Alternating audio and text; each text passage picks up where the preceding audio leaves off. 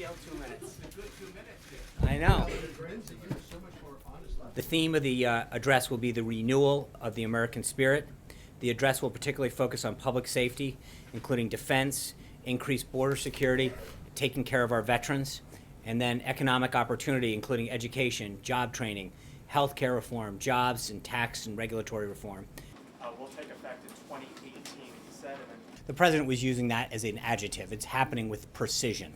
And in a manner in which it's being done very, very clearly. I think we've made it clear in the past, and Secretary Kelly reiterated it, what kind of operation this was. But the president was clearly describing the manner in which this was being done. And so just to be clear on his use of that phrase.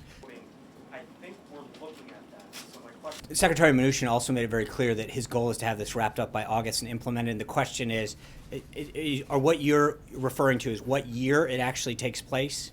Right, so whether it's retroactive to tax year 2017 or fiscal year 17, and I think as the details get, we'll have more details on that as it moves forward. I think there's two issues: fiscal year 17 and calendar year 17.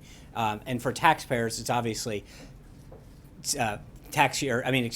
calendar year 2017 that they're probably most concerned with. And I think the president, as we work with Congress, will have those details to be able to flesh out. The president accepts a tax proposal that Whether you're a governor or mayor or the president, laws are passed in this country, and we expect people and our lawmakers and our law enforcement agencies to follow and adhere to the laws as passed by the appropriate level of government.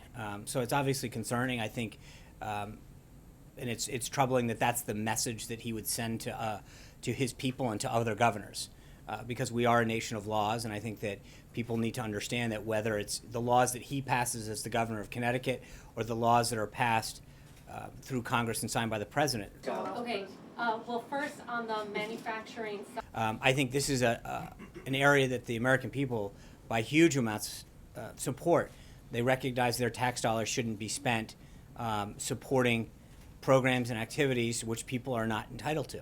And so I think the president has been very clear on this, that if you are a sanctuary city, declared or undeclared, if you are providing benefits or services, we're going to do everything we can to respect taxpayers and ensure that your states follow the law. Follow up. Why did you just You don't get to just yell out questions. We're going to raise our hand.